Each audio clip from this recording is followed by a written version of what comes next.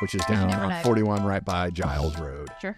And it's fantastic. It's one of those places, like I now love like street tacos are my thing. Like just give me some good chorizo, some good carne asada. Y'all were used to having that out west. So. And it's hard to find good ones here. It's just bad. And so like I found this place and nobody in there speaks English. So you know it's legit. Like, and you go in at lunch and everybody's in construction orange, and I'm like, yes, thank you, Jesus. But then there's another place, kind of down in Kennesaw. Now I can't remember the name of it, but they have the best birria tacos in town. They're so good. But there's this new place called Taco Tea just down the street. It's good. They have good. They have a Toscata burrito. Which has bacon, carne, and chorizo mixed in it. Anything bacon, you're like, okay, yes, I'll take that. Right? Good. So by good, really, you're meaning authentic. Yes, because right. So I got spoiled living in Colorado. Right. Because this sounds gross, but there was this gas station that had the best street tacos I've ever had in my entire life. Outside of being in, like, literally in Mexico itself. And sometimes they were better. And I would go there 3 times a week, probably. And mostly there was their green salsa and their chorizo and they breakfast burritos in particular. Someday, I'm going to open a breakfast burrito stand. Like, and that's it. It only serves breakfast burritos. Nothing else other than breakfast burritos. And so you pick your protein. You pick, like, so you can do chorizo, bacon, or sausage. And then, potatoes, no potatoes. Cheese, no cheese. That's it. Kind of like Chipotle, but only with breakfast burritos. Well, I was going to say, you could get a truck and then only work when you want to. Correct. And not have to be open all the time. Because there's no good breakfast burritos in town. It's very, very anger inducing for me. That's your retirement plan, huh? Yeah, that's your retirement plan. No, but except that I would hate having to get up early and serve people food. Whatever, y'all get up early all the time. I know the early parts, but serving people food is horrible. I hated it. Yeah, customer service. Hated it. Well, we can. Carrie loved it. I hated it. Nick does that. Our I know behind the camera guy. I know. Our techie guy here, who we had last week on. Nick, exactly. who's normally behind the camera, is now last week in front of the camera. Yeah, like food service is rough. I know. I hate it. Can be. Hated it. It's the worst job I ever had. When we lived in Ashland, itty bitty nowhere town in Kentucky, right there between West Virginia and Ohio. I've been there. There's nothing like Taco Bell. I think they have Taco Bell only, right? And Scott and I, we found this little taco stand in a gas station. Yes. In Ashland, Kentucky, and we were there 3-4 times a week because they were the best tacos ever. And I was like, this doesn't fit. Yeah. Like, normally I have a hard rule: no eating at gas stations. Right. But like we're in the mountains and it's all Southern food and everything is biscuits and gravy, and then the best tacos I've had outside of Guatemala were in Ashland, Kentucky. Yeah, well, you just never know. I know. You never know. Speaking of food, like that transition. That was a great segue. I know. Welcome to Lunch Break today. Nice. Thank you very much. I'm Meredith, and I'm here with Pastor Jay, and we have special guest, Alyx Durbin, who is our care director, right? Care Ministries director. Is that the official title? I believe so. I think so. Okay. Which basically, she runs the food pantry. She runs the food pantry. I mean, that's what we know. It's Alyx in the food pantry, you know. So, anyway, but that's our band name. Alyx in the food pantry. Yes, I love it. What instrument would you sing, or do you have an instrument you would play? Didgeridoo. Didgeridoo, like that's the big Australian, like the big that wow, like that's that. Okay, all right. Well, let me know when you're playing. I'm gonna have to send this communicate to Nick. That. I have a friend from us who lives in Adelaide, and I'll just send it to him and say, hey, send me some didgeridoo sounds. Like, cause he could probably get one, like legit, could find one. That'd be awesome. Yes. I keep offering to play didgeridoo on stage for a Sunday morning, and I keep being told no. Yeah. Ryan, I think we should make that happen. I know. We'll see. What's going on, man? Like, you had a banjo and like the box. What was the box thing? Like cigar box guitar. But I can't play the didgeridoo. Do we have? I mean, we got to have it. I said, do you have what didgeridoo? I know. Okay, well, see, that would You can that get would anything really on make it Amazon. hard, No, like- you can get anything on Get Amazon. anything on Amazon. So You get one here by Friday. we need to build that into the budget maybe for next year. Oh no, they're gonna say, oh, he's literally gonna look this up. Look this up. Keep Okay. talking. I'm gonna find a didgeridoo on Amazon. Go. I mean, I don't know Am I what throwing you off right what now? other. Well, yes, but also what other instruments would we have? Oh, here's the question: who else from the food pantry is in the band? Who else from the food bank would be in the band? Do you think? Well, Cliff Evans, he keeps posting that he did worship for a couple of different churches back in Okay. his day. So I think Okay, we Cliff have to pick on Evans. Cliff. 100%. Yes. Who's gonna play the tambourine? Mandy Hyde. 100%. Okay. I Got can it. see her, and I can see her dancing with it too. Yeah. Oh, yeah. Yeah. She have some Okay. streamers with So for $50, we can get a didgeridoo with a book on how to play it. I think $50. $50. Amazon, man. I'm telling you. Okay. Anyway, We have that in the worship budget. so Oh no, the wheels are turning. no. So I'm Okay, actually okay. pivoting back. I'm trying to be Meredith. Okay, good. I Good did job, a Jay. really bad Sorry. job at that. Sorry. But No, good job. so I'm just thinking about you're talking about the food pantry. How many volunteers do we have over at the food pantry right now? Because I know we talked about Cliff, we talked about Andy, Mhm. but it just made me think of like volunteers. Right.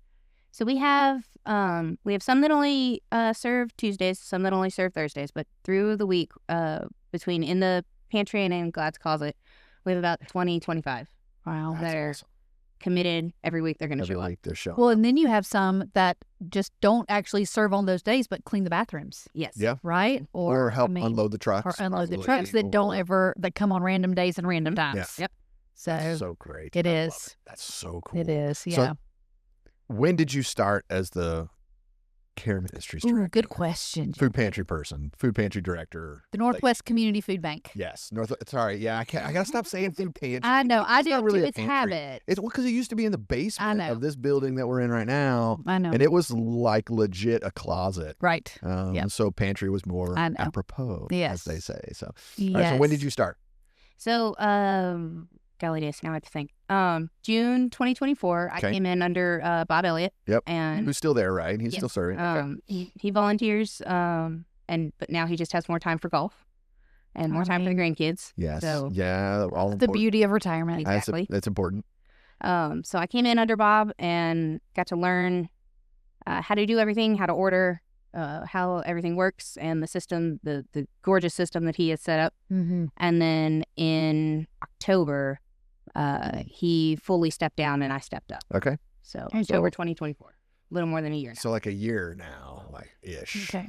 So, Well, and you've had some important things that have happened in that past year as well. Yes. Some big Fair. life changes. fair. Yeah. Right. A With the couple new, things. new little tiny human added to your family. So. Who's super cute. By the way. no, She's amazing. she's so cute. Okay, so I'm curious. You've been there a year. What have you seen change like in a year? Like, not necessarily like, hey, we started doing this differently in the food pantry. Although, I mean, if you want to talk about that, that's great too. But like, I'm thinking, what have you seen as far as with the clients, with the numbers, with the needs, with like, just kind of talk us through some of that. Like, what's this last year? What's that look like? So our needs have gone up. The need in the community has gone up, and I think some of that is due to just more awareness. If So people just know more about us. know we're here. Okay. Mhm. we've done a great job, and the community at Northwest has done a great job of mentioning the food pantry whenever you guys are at Walmart or out in public, and that really helps bring awareness to people. Hey, there's an option for help here. That's awesome. As well as the recent government shutdown. Many people were putting it on Facebook of like, hey, there's a food pantry here, there's a food bank here. Thank you. Either way, it's fine. It's, I'll allow either one. I didn't know our name. like food pantry just rules. It does. It flows off the Flows tongue. better than food bank. Anyway, all right. Okay, so the awareness, that's good. So that awareness has come in, and with that shutdown and the restructuring of various government benefits, since all of Georgia had to reapply for their food stamps. So Wow. if you got your food stamps back, you may not have gotten as much, or maybe you didn't. So if you were Right, on, anymore. so if you were on SNAP, Mhm.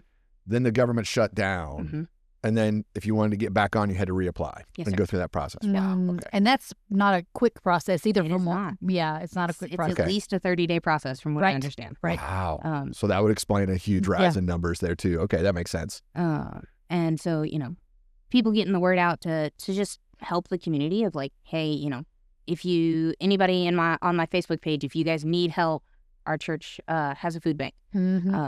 I've seen that too. It's been shared on like the Paulding Facebook groups and the Cobb Facebook groups, which has been really awesome. And we've seen an uptick in really, really two categories. Of course, in my brain, before I had this job, food pantries were for like homeless only. Yeah, sure. That's what you normally think of. That is like what my brain straight to. And that demographic has pretty well stayed the same. However, in the past year, our demographics that have risen have been our seniors, which I classify seniors as 60 and older because that's what my reporting has to be. When I turn in my reports, I have to classify seniors as 60 and older. We've already talked about the fact that you're vintage. Okay, like listen, that's like pushing that edge there. Like I mean, usually, seniors are 80. No, usually 55 and older get the senior discount at restaurants. Well, the discount is one thing, but to be called a senior, that's like a whole other senior discount. So you want your 15% off, right? Yeah, label. Hello, I have a 5-year-old. I can't be that old. Like in my brain, I'm like 23. Anyway, sorry. But in your knees, are you 23? Hey, look, I'm. So back to the food bank. We're talking about the food bank here right now. So so the senior population, 60 and which older. I still 60 and older. Yeah, it's not fair. Yeah. I think that's not. You're not so even there yet. I know that's thank you. You're not there yet. Okay, I appreciate that. So that number's grown. What else?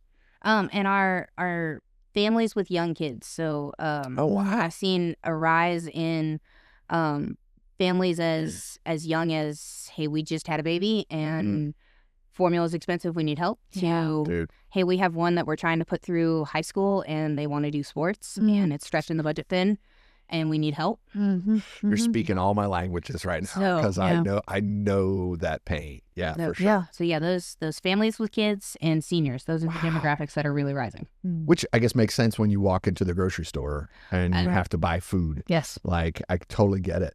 Wow. Absolutely.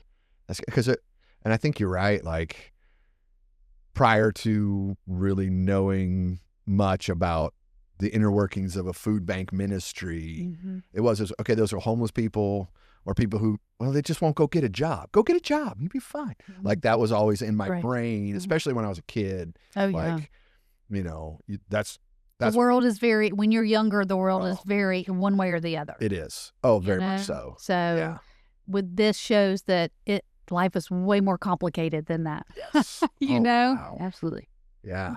That's great. Okay. That's cool. Well, I'm excited we get to be a part. I am too. Like to have like a role in helping people in that situation. So, okay. So I guess like give us some numbers, like some real numbers. Like how many people a week or a month, or I don't know what you have numbers available. Like if you have, some averages, floating in the brain or whatever. Like, or you can pull out your spreadsheet. That's okay too. That's fine. Yeah. Say, let me make sure I have accurate numbers. Do it. I shop for a didgeridoo. You can pull out a phone and pull out real numbers because that actually matters. We've done a call with Pell on here when he called you, and with Jackson. That's right. We did call Jackson once too. There's both. We phoned a friend. Well, he called me and Pell called you too. And we're like, just go ahead and answer it. It's fine. So it's fine. It's fine. Okay. So through 2025, prior to the government shutdown, which that was all of October and squeaking into November, we averaged about 17,000 pounds of food leaving the pantry a month. Okay. Wow. How many families or how many people is that? So there's two ways to look at that. I count by what we call cases. Okay. So that's one family is one case. Is one case. Okay. That makes sense. So, my family, we're one case, but we feed 4 people now. And so, you kind of got to do a little bit of math in there. I have guesstimate kind of things. Average, it's probably 3 and a bit per case, or 2.5, and that would I think the average that's of the kids average. in the United 2.5 States. people in a That's white picket right. fence. Right. Yeah. So we before the shutdown, we averaged about 100 a day. 100 cases. 100 cases a day. 100 on Tuesday, Thursday. Okay. And at the pantry, you come one day a week. So those are different families we're serving each. Okay. Wow. So on a week, 200 individual cases. Which would be roughly like 3 people a case. So like 600 people a week on average. Okay. So and then after the shutdown, has it gone up? Yeah. Like, okay. After the shutdown, a slow day for us is 120. Wow. And our busiest day was last week, I believe. And we had 159. Wow. Like 159 cases. So you multiply that by 3, and that's the number of people on average. Okay. Wow. Yeah. And that's it one day, 159. Wow. And how easy / difficult, whatever, is it? I know it's easy. So how easy is it to be able to come and get food from the food bank? Great question. Super, super easy. What do people have to do for that? Walk through the doors. Great. So to get you registered, I need a name and a date of birth. Okay. No ID or anything? You don't even need that? It's preferable. Okay. But through our system, because the Atlanta Food Bank, who we tap into their system, their system acknowledges that, hey, not everybody has an address. Not everybody has a driver's license. It's true. And so there are boxes I can check if they don't have an address, they don't have this, that, the other. We're not, per the Atlanta Food Bank, we're not required to disclose anybody's income, occupation, marital status, any of that. We like to collect, hey, if you would be willing to give me names and date of birth of everybody living at home, it doesn't change anything. It just helps make our records more accurate. Yeah. But to get food, you need a name and a date of birth. That's crazy. That's cool. Yeah. That's awesome. So, are you also seeing? I'm sorry. Go ahead. I'm going to ask this. Yeah, Maybe it's the same question. No, we'll find out. We'll see. Are you seeing though a lot of repeat? Like, are you guys? And my point in asking that is, do you guys see a lot of familiar faces where you're able to foster some relationship with some of these families and really be? Because I know those volunteers, part of the reason they do, and maybe all the reason they do that, is to love on people. So is that something with our food bank that you guys are able to do because you see the same faces a lot of times? Absolutely. So I'd say probably 70% of our clients, they pick either Tuesday or Thursday, and I'm going to see them every Tuesday or every Thursday. Another 20%, they come probably every other week. And then you have a very small percentage that they come once a week, or they were blessed enough to only need us for once or twice, and then we never see them again. But for the most part, I see the same clients every Tuesday and every Thursday. And we have one of our clients on Tuesday mornings. She bakes us something delicious. It's always amazing. That's awesome. And so the other week it was a chocolate cherry dump cake. And, oh man. Okay. There are perks. Do you have Absolutely. Serve in the food pantry. You can be fed well. That's and right. then we had a client. We were all so upset for like a week, because he texted Bob one random morning and was like, "Hey, just want to let you know I've moved to Tennessee with my brother." Oh wow! And none of us got to say goodbye to him. Yeah, for sure. Well, you build a relationship over time. And like there were tears. Yeah, I bet. Because we all just love this man, and we were all like, we were almost angry, like, why did you not come say bye to us? Yeah. So we build relationships and we build friendships, and it's really cool because it's not just the food is secondary. It's the relationships we get to build and getting to love them like Jesus, and all of that makes it so much fun and such a joy to be there. It's cool. And it's fun to walk through life with these people. That's awesome. So I know Thanksgiving we did turkeys, right? We did. How many? What did we do? So we We ordered 200, and that's just a rough estimate of, we figure, not everybody's going to need a full turkey. You may not be cooking it. You're going to somebody else cousin Shirley's house, just cooking it. And so, we ordered 200, because that's about half our client base, and we gave out 161. Wow. I could be wrong. That's awesome. I could be off by like 2, 3. But about 160 turkeys went out the door to make Thanksgiving happen. And the rest that we have we're saving and to help make Christmas happen. Oh, that's cool. So, love that. But yeah, about give or take 2,000 pounds of turkeys. Wow. Left. Literally a ton of turkey. Literally. Yeah. That's like, okay. Wow. About a ton of turkey. Like, yeah. that's cool. So I also saw that we were talking a few minutes ago about, in our minds, food banks are for the homeless, right? And that's not the majority of what you see. But we do have a homeless community that does come and take advantage of the food bank. Well, we also have some other services that we're able to offer them, right? Yeah. Can you tell us a little bit about that? Good question. So, we have a group that comes from mostly Cartersville, and one of our wonderful volunteers, Jeannie, every Tuesday and every Thursday, she goes around to the different camps where she knows that they're prone to stay, and picks up whoever is interested, willing, got out of bed in time. Sure. Because she has a strict, I'm leaving in 10 minutes. I'm get sure the car. she does. So that doesn't surprise me. Yeah. And so she'll bring up to 6, because that's how many her car holds. In her van, And they'll come here to the annex, and she usually cooks them lunch or breakfast. So they get a hot meal while they're here. They can get a shower. They get to plug in their phones and their chargers and such, and recharge all of that, as well as go shop for food and clothes while they're here. Okay. And so that's mostly who uses our shower ministry. Okay. But we have a group that are more local, that they come on their bikes and whatnot. And of course, if they go, hey, can I get a shower? Absolutely. Sure. We're not going to say no because you didn't come with Miss Jeannie's group. Right.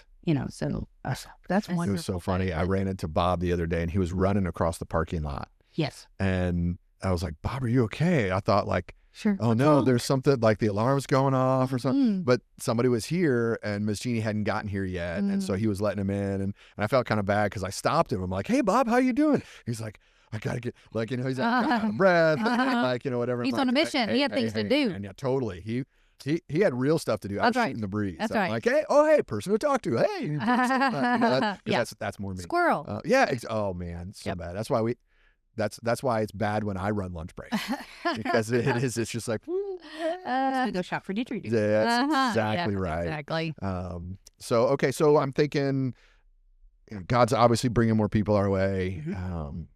You and your team are doing an amazing job, really, really meeting those needs. What do you see in 2026? Like, do you see the numbers continuing to go up? Like, just kind of forecast that? I mean, I know that's. I'm asking you to do some prognostication here, like, so whatever. But big word. Yeah, that's good. I like that one. Dr. J, good job. I want to say it. So anyway, I don't know. I can talk. See, you got me on a rabbit trail. Like, sorry, I saw something shiny. I'm not going to go after. I have too it. much coffee, so it's really, fine. I'm like, like, kind of paint us a picture. What do you think is out there? Like ideas, like things that you say, hey, we need to do this because we're seeing this or whatever. I'd love to hear some of that. So there are two big dreams that I have, and they are very much God-sized dreams. One would be, and this one I feel is the most immediate. We have a growing number of clients who have gotten a job, or their hours have changed, and they have better hours, but they're more 9 to 5. Oh yeah, and so. Which is great, and that's certainly something to celebrate, and we are excited for them. However, that means that they can't make it here. It's been a problem since day one, I know. And, like we talked about earlier of, hey, why don't you just go get a job? Well, I have a job, and the way the economy is working right now, one job is not enough to cover all the bills. Yeah, still need some extra support. They still need support. Yeah, for sure. But because of our hours, they can't get here right now. So we would love to add either a weeknight a 5 to 7 or a 6 to 8. Yeah.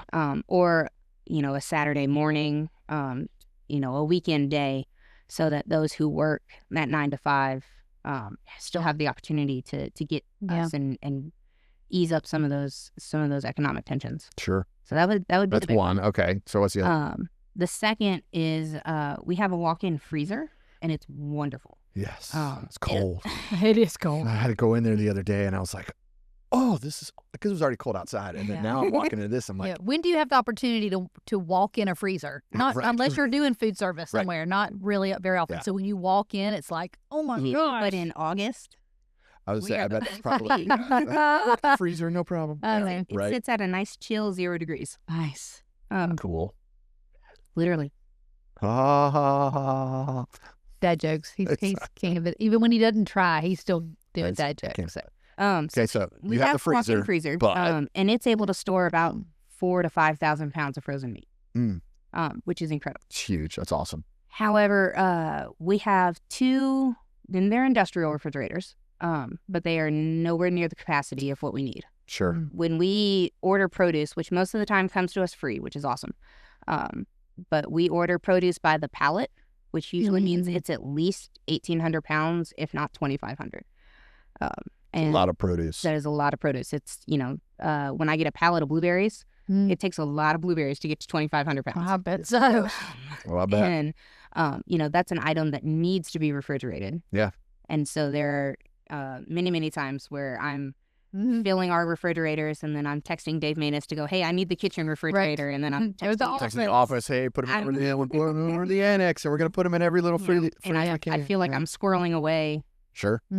Produce. And so if we could get a walk-in refrigerator to help keep that storage all in one place. Yeah. And to allow us to be able, a lot of times I have to choose of, I have the storage space for potatoes, but not plums. And I just made that choice this morning of, I can't store both because I only have so much space and one of them needs refrigeration. Right. And so if I had a little bit more space, I could offer more fresh options to our clients. Which is healthy, fresh. Exactly. Oh, yeah. Well, and I think that's one of the things that sets our food bank apart from a lot of the other great food pantry ministries in town. Not to, cast aspersions on any of them, but the fact that we have fresh. Absolutely. Produce and that it's more of a grocery store style where you come get you don't just get a box. I think there's so many positives to that. When we were in the annex, or when we were downstairs, we absolutely that's all you could do. Space for boxes, and so that's what we did. And and it was great. It was fantastic. But this is that next level of wow. God has blessed us so much. Yeah. So okay, so here's the deal. What do we got? I'm talking to the camera right now. I'm gonna talk to the camera. Talk to the people. I'm gonna talk to the people. Talk to the people. Let me politic here for a second. So this is what the food pantry does, and this is what that Christmas offering is about.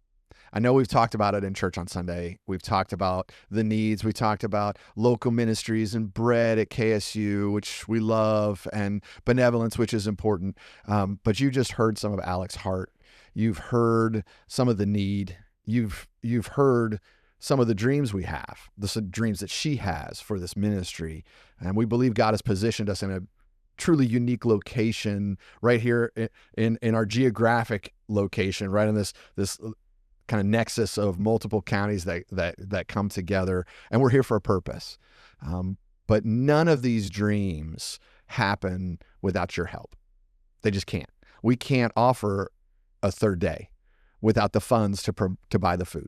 We can't have the walk-in cooler to provide the produce to the families in need, especially that growing seniors population or that growing young families population without your partnership. And so that's why we do our Christmas offering. And that's why we're asking you to prayerfully give above and beyond your normal giving to that Christmas offering. Every year, you have been so amazing. This church has always shown up. It's something that I brag about to other people about how incredibly generous our people are. We are streams, not reservoirs of blessing. And so I'm asking again, and asking you to sacrifice maybe a little, to give, to step up, to help other people, to help those who are in need, to say, you know what, maybe I don't necessarily need all of these extra things. Maybe I can give a little bit to help people who have little to nothing, who are hoping to get a turkey at Christmas from the food pantry because they have no other alternative. So maybe you don't need quite as much. And I know I'm kind of laying it on nice and thick here on lunch break. I don't normally do that, but it matters. It's important. And so I'm asking you, if you have not already contributed to our food pantry, to our Christmas offering, go to the app. Meredith is very happy. I know that I said go to the app, but go to the app and you can get information. It'll take you directly to a link to give to the Christmas offering information, more information about the food pantry, benevolence, bread at KSU. You can get more data, get more details. And just, I ask, if you haven't already contributed, and maybe you have and you want to do it some more, but prayerfully go to the Lord and say, all right, God, what would you have me do this year? Because, man, I think we could fully fund operations for 2026 out of this Christmas offering, which is what we normally do. But we want to go bigger. Yeah. I think we could, maybe there's somebody who says, I can really help with that walk-in cooler. I see the vision. I get it.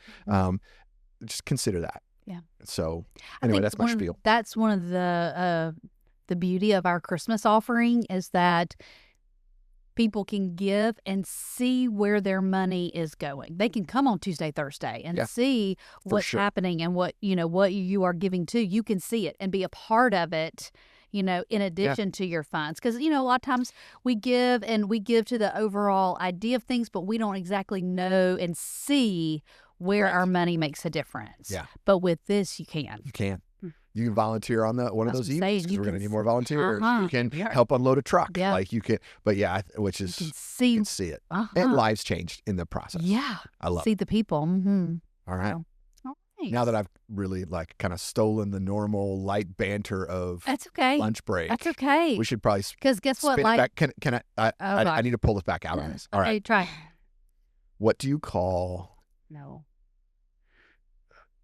Let me finish. What do you call a moose with no name? I don't know, Jay. What do you call a moose with no name? Anonymous. I stand by my previous statement of no. That was so good.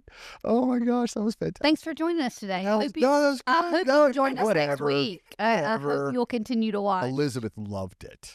Great. So did Carrie, actually, to be real honest, because that's just her style of humor. So just saying, but you might need you're gonna go home and tell your kids. I know you will, both of you. You might need to put some applause in there, Ryan, so it's not quite so awkward when this. We don't even need a laugh track to that one because I know everybody watching right now was laughing in their office. It just was. It just is. All right. Well, thanks for that. We appreciate it, and we appreciate you coming today, Alyx. Thank you so much for taking time to just sit down and give us a glimpse of everything that goes on our campus on Tuesday, Thursday that people may not know. So good. Thank you for that. So good. Appreciate it. And thanks, Shay, as well, I think. And thank you for watching. And we'll see you next week.